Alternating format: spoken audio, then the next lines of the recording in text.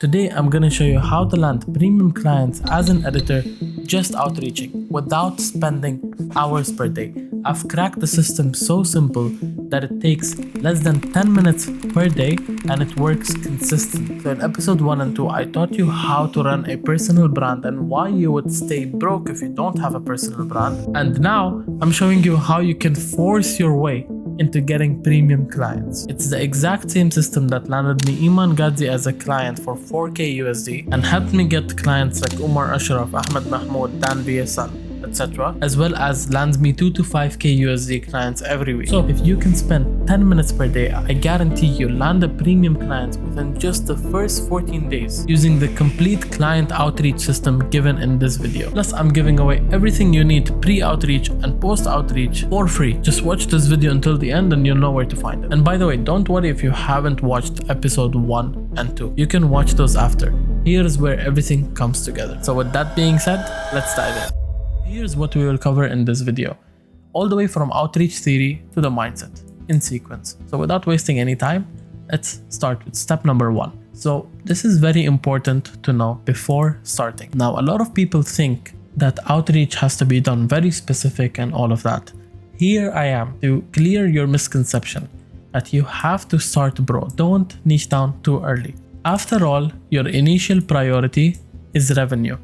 So have a wide net, like approach anyone you wouldn't mind working with, and then you can always filter down later. So initially what I mean over here is start broad and then filter down later. Okay, you don't need to filter from your first message because you never know who can be your ideal client and who not, because after all your initial goal is revenue, whether it is for ads or talking head or gaming video. If you can do something, even if it's a bit out of your comfort zone, that's your ideal client. So once someone replies, decide if they're a good fit or not by using these certain things. Do their values align with yours? And do they have enough bandwidth in terms of money?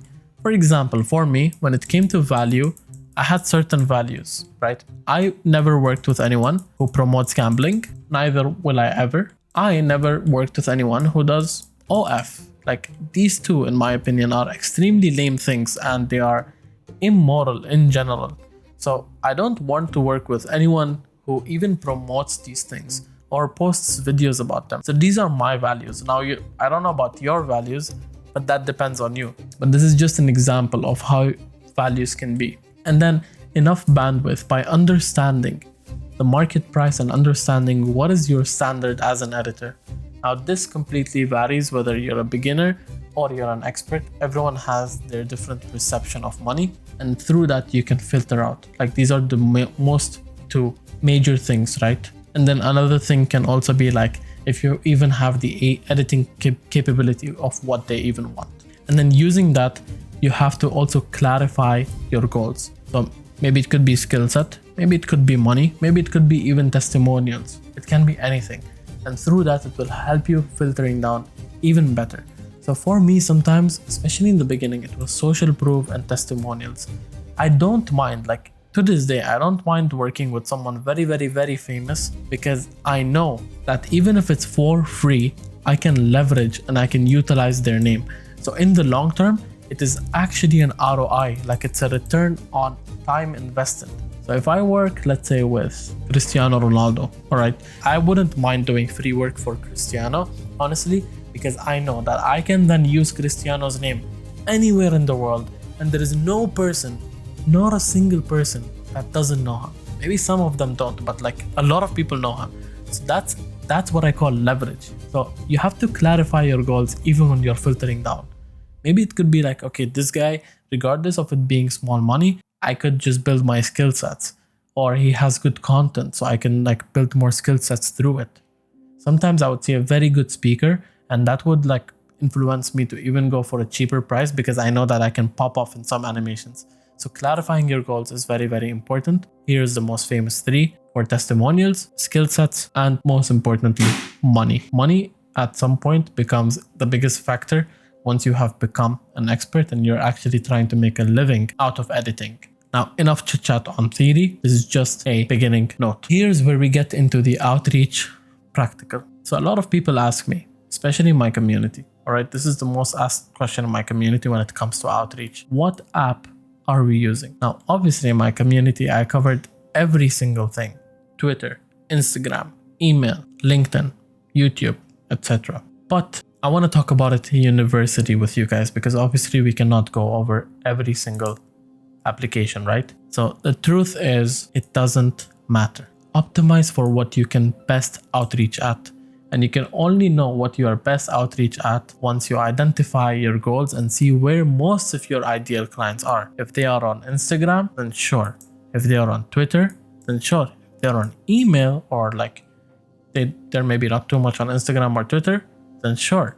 I will explain it in a universal concept that you can implement it anywhere. And again, in Editor's Rig, I cover everything one by one. Now, before we dive in, there is something that you need to know, which is stages of awareness. And you won't hear this too often, but stages of client awareness can make everything around 10x easier. Let me explain what it is before we even dive a level deeper. We have 5 stages of client awareness, all right? This goes number 1, 2, 3, 4, and 5. First things first, we have the client who is unaware. He doesn't even realize that he has a problem. These are the hardest to convert since they lack awareness. They don't even know that they have a problem. Maybe they have shit editing, but they don't even know that they have a problem. So before you even tell them that you're an editor and everything, you need to convince them that why their current editor is bad and why you are better. And it's just too much pain in the ass, considering that most of this will be done in DMs. Like, it won't even be done in a call. If it's in a call or if it's IRL, then it makes sense, right? But all of this in DM, like, you don't want to go hours before you can even close the client. So this stage, I never outreach to someone who doesn't know that they have a problem, that they're satisfied. And how you can identify this is, maybe you'll see their posts and whatever. The other day I saw one guy, he's like, this is the best vlog ever posted on YouTube, and he was complimenting his editing. And I was looking at his editing, bro, it's shit. So this client is completely unaware. This is how you can identify, right? But you'll not find many of those, to be honest, because I feel like a lot of people now understand what actual good editing is. The other one is problem aware.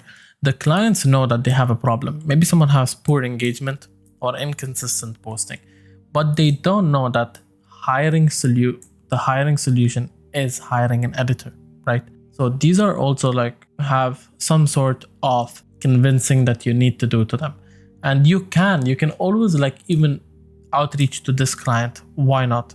But the thing is, why don't we just outreach to the ones that are better than this, which we'll cover in a second. So this also, in my opinion, I just mark it as X. Like, I don't outreach to these 2 categories. And then this is where the magic starts from. Solution aware, product aware, and most aware. The clients know that they need video editing, but they don't know you. Like, they don't know that you are an editor that's possible, which will be most of your cases. Most of you, the clients like that you should outreach to, probably will not know you, but they do know that they need a video editor, which I'm gonna cover in an exact second how you can identify solution aware clients. This is where we start from. We outreach to people that know that they need video editors, but they aren't aware of you. For example, when Iman Gadzhi does an application post looking for editor, right? He knows that he needs an editor, but he just doesn't know you. If he knew you, he wouldn't have made that post in the first place. He would have just said, hey, come to my team, right? And that's the most cases, like 99% of the clients are that way, who are struggling with editing, but they just don't know editors. And then we have product aware and most aware, which clients know about you, but they need convincing that you're the best option. Now, this is pretty easy because when you have, like, let's say 3 editors, one of them being AR7, the other one is like CR7, and then the other one is BR7, whatever the fuck. And then they just need to know why you would be the best option, which is where other things come to play.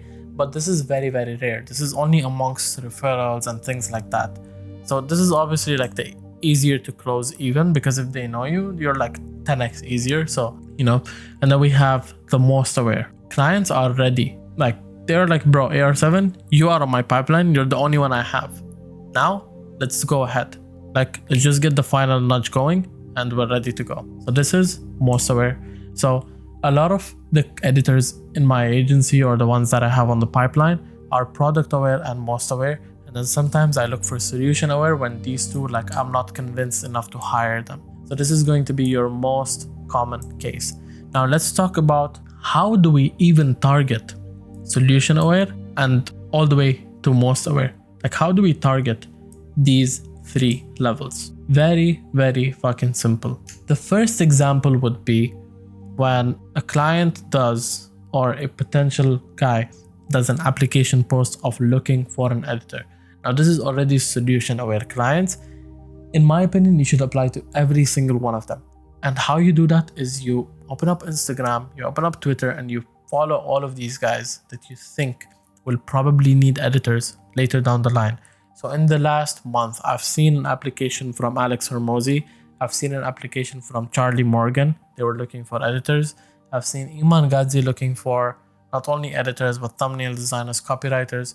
I've seen some of my agency friends, and I've seen at least 15 people, or 10 to 15 people, just to keep it more realistic, looking for editors. Now, if I applied to all of these 10 people, at least you would be hired in one or two of them, which are high quality clients. So what you want to do today is you want to go and you want to follow all of these people and consistently look throughout stories every day. Make it like your task, 10 minutes looking through stories to see if there is any application posts.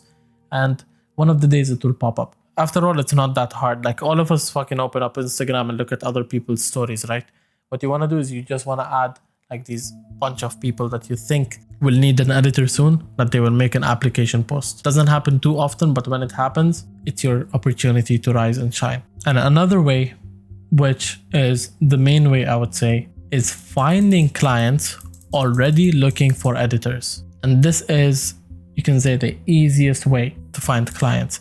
So you can do this on every single platform, but let's do it on X for now. So I opened up Twitter. I will search up looking for editors. Okay, now there is many different phrases that you can use. Finding editors, I need editors, looking for editors, a bunch of terminologies. Just put all of them on a list and then just start your search. And make sure this is from anyone and anywhere. It doesn't matter. So now I'm gonna scroll till I find a client.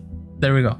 One of these guys. I'm looking for a content editor who can produce trend-focused, high-quality, short-form content for Instagram. Now this guy, he posted it 2 hours ago, and he is potentially someone that you can get as your client. And he probably got 5 DMs, and you know, this guy is doing it right. He reached out, but his page looks kind of shit. But I guarantee you, like, the client probably replied to this guy only. This guy looks like a bot to me, and then this guy looks like a bot to me. Another one, looking for an editor who is good with graphical edits for a gig. I mean, maybe you can still outreach, which we fall back to the same principle as before, is outreach and then filter down the line. There we go. Another guy looking for a short form editor, 4 to 5 shorts per week. I mean, this is not very high of a budget, but again, you can always outreach and then filter it down later. Looking for an editor, MTG experience, I don't even know what that is. There we go. Iman Gadzhi, I'm hiring more video editors. An application post from Iman Gadzhi. Maybe you want to fill this out, why not? And it's crazy because I literally made it to the final stage and ended up declining them. There we go, another guy, Andy, looking for an editor. I want someone who's hardworking, blah, blah, blah. There we go, he has a document. You can fill this out and you can message. Now, to stand out, you do need a realistic looking personal brand, something that looks high quality, something that makes you look human, because there is a lot of bots. And so for you to stand out, you'd need to not look like a bot. Like this guy, oh my God, like how is his name? Flo Mango the Mad, and he's looking for an editor. And you see all of these guys, like they're a joke. They're a fucking joke, bro. You can stand out easily just by having a realistic looking page, which I cover in episode 2, which I want you to watch after this video. Don't just go yet. Understand everything and then go to the previous video, episode 2, and understand how you can make your page even better. There we go, looking for editors. Now I can go through this forever and I'd find at least 100 people, especially with different phrases. Like you can do need editors, you can do hiring editors, you can do I am hiring editors, you can do a bunch of phrases. Just open up ChatGPT and tell him to give you 50 phrases and go through all of them. And guys, like if you do this, it's impossible not to get clients, literally. Now, this is why I said it's very simple, right? Is you might think that you need a whole ass rocket science to do outreach, but it is this simple. It is what I promised you in the starting of the video. It will take less than 10 minutes per day. Just like being able to make a list of maybe even 50 candidates. It's not all rocket science. If you do want rocket science, and if you want to dive a level deeper, then you know where.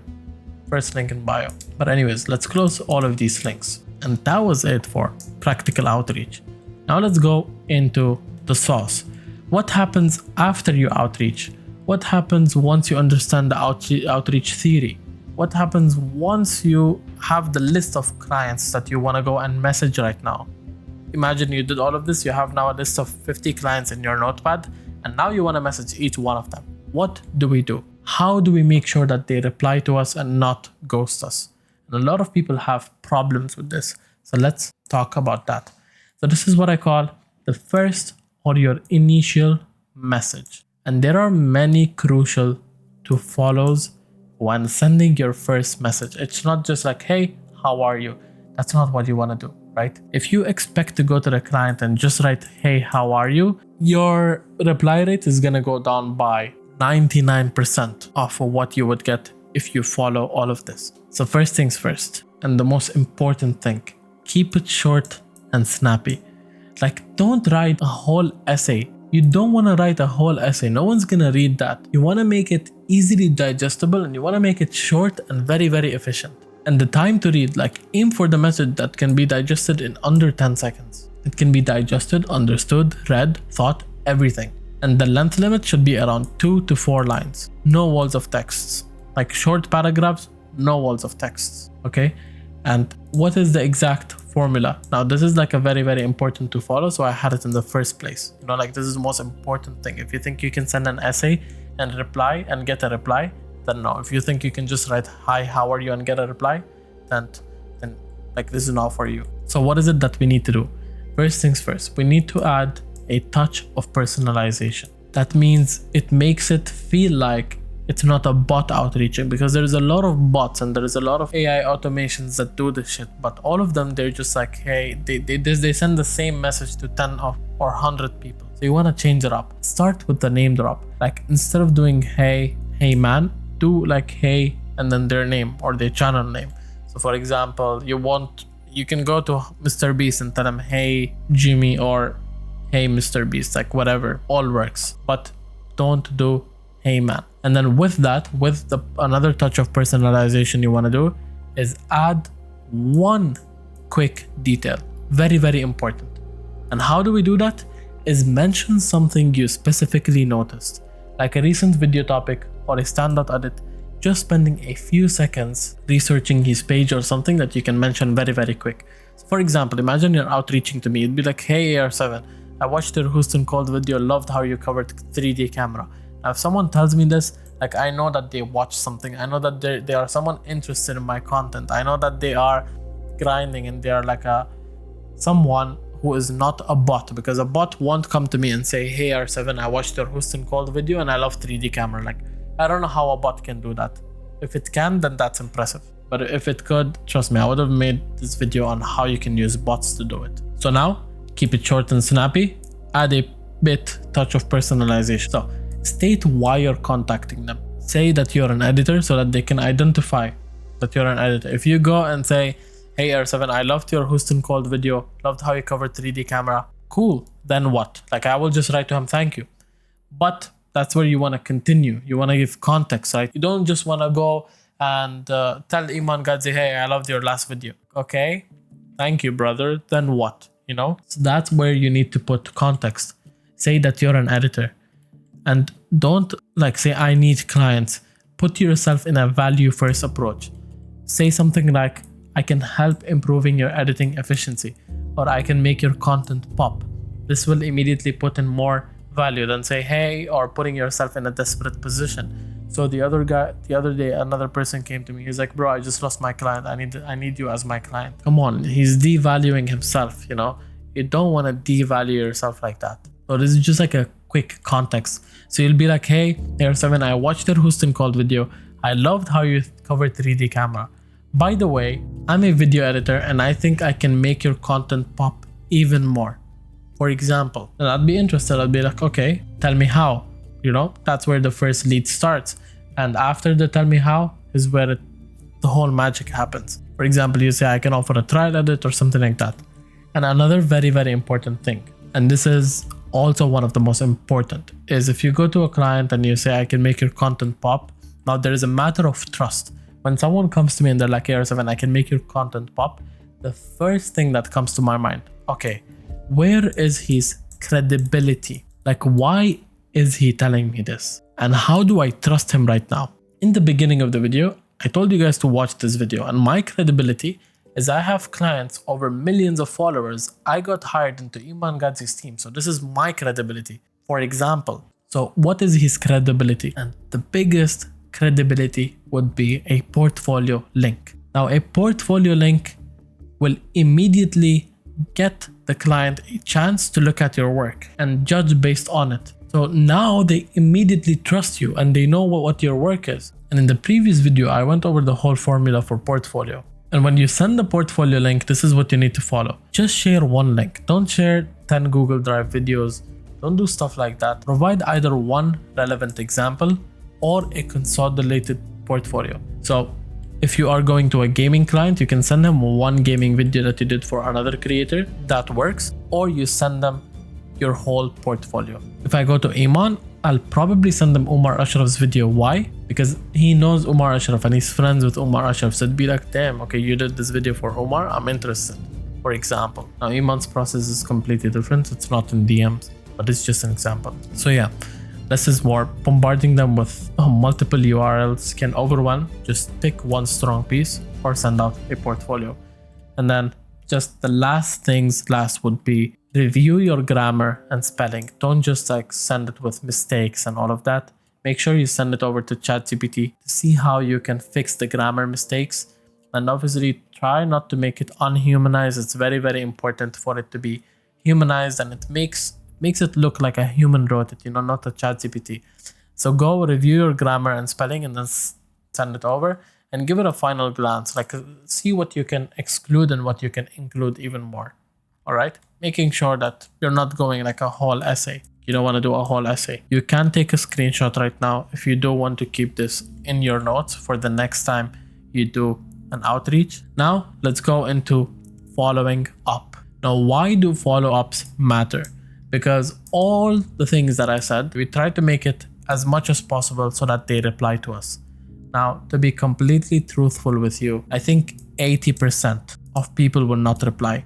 And by the way, a 20% reply rate is considered very, very good. That means if you outreach to 100 clients, which is maybe 2 hours of work, you can get 20 leads. And out of these, you can easily guarantee one. So if you are at a 20 reply rate, that's very good. Like it's almost impossible that you don't get a client. So how do we decrease this number more and more? How do we take it from, you know, a 20% reply rate to a 30% reply rate?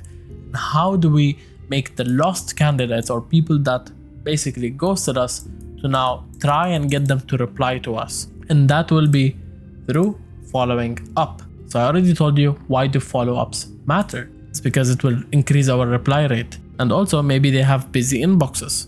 So what it will do is it will take your message back up. So the way that requests work in general, you might have 10 requests and it goes from most recent to oldest. So what you will do is you will also bring it to the top again. And mostly clients will never read from the ending. They will always read from the starting. That's a common pattern, right? And then we have follow-up crucials. Like what are the things that we need to follow when we are doing a following up? First things first, don't just follow up like 10 minutes after or 20 minutes after. Wait roughly around 3 to 4 days. Give them some time. Give them a breathing space before you follow up like immediately. So wait roughly 3 to 4 days after your first message if they haven't responded. And then the second follow-up, if still no reply, you can send another nudge around a week later.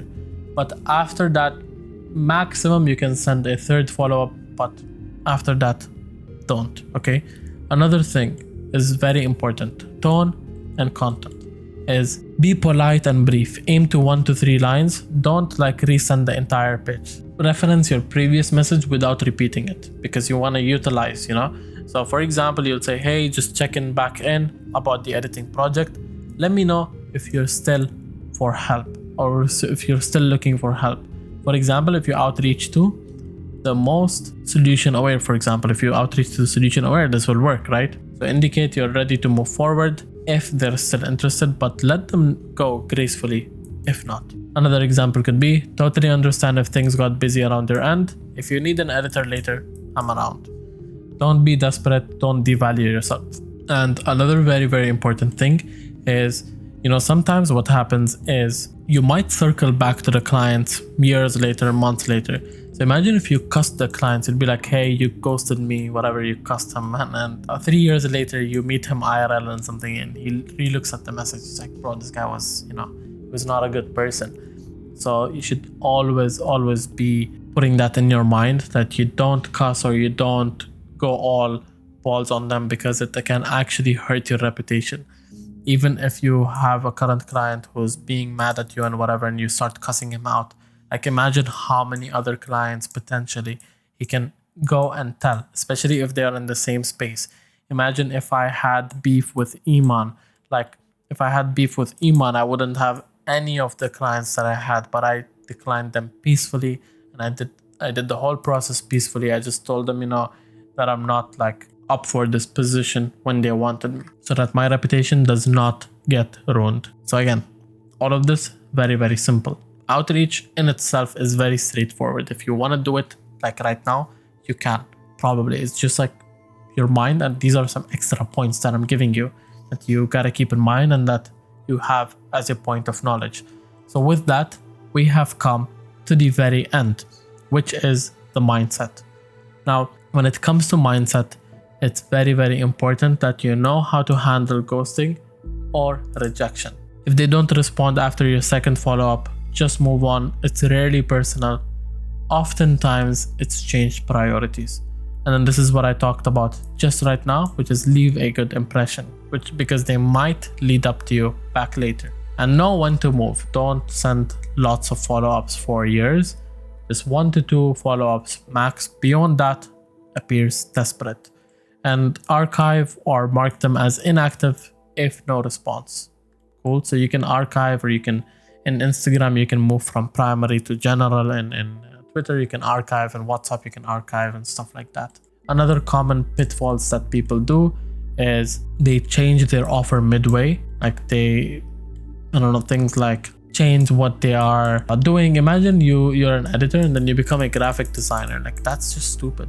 You go to one guy, and imagine I'm reaching out to Joe Rogan, and I go to Joe Rogan a week before, and I'm like, hey, I'm an editor, and then the next day I'm like, hey, I'm a graphic designer. Like he's gonna be like, bro, this guy is jumping from skill to skill. I don't trust him. He's not an expert anymore, And again, no aggressive language. And the last and the most important mindset is volume negates luck, which I already gave you guys a hint at. Is the more volume to do, the less luck that you need. And Alex Hormozi always talks about this, the king of leads and the king of offers. If he talks about this, what is my word to it? The more you do, the more chances you have. If you do hard work every day for 10 years, it's impossible that you will not at least make a good amount of money. If you outreach for a whole month, it's impossible to not get a client. The problem is people stop midway. People lose hope. People think that, okay, if it didn't work for a week, it's not going to work for a year. If you did it for a month and you didn't get a client, keep going. 2 months, 3 months, 4 months, 5 months, 6 months. Don't stop. Okay, it's very, very important not to stop. And with that, you will never even need luck. Now, luck is a big role when it comes to clients replying, and how lucky you were in the situation, when did you reach out to them, and timing. But the more volume you do, the more luck will come in your way. Now, I also wanted to talk about more things, which is what happens after the first initial message, how you can do threading, how you can retain them, how you speak to them, and how you can negotiate with them. but all of this will honestly extend the video out too much, so I will be covering a video for that soon. However, if you do want that, then Editor's League, I already have it covered over there, complete in depth. So yeah guys, that was about it for this video. If you guys do want all the free resources that I promised, then click on the second link in description. That's where you'll find the portfolio template and you'll find other free resources that you need pre-outreach. Now, if you do want to dive a level deeper on how I outreach on every single platform and how you can pretty much even guarantee clients through multiple different ways, then we have Editor's League. In Editor's League, I teach you everything all the way from technicalities, how to become an expert editing like the masters that you see all day, crazy editing sauce, editing resources, building a personal brand, and client mastery, new modules that I just brought in. And by the way guys, Editor's League is for $37 only until early February. Once this event ends, what happens is the price will go up to $57 and the 7-day free refund guarantee will be completely gone. So if you do want to join Editor's League right now for $37 before the price increases and be grandfathered in, that means the price will never increase for you being in the community, then do make sure that you click on the first link in bio and take action. And with that being said, I'll see you guys in the next video. Peace out.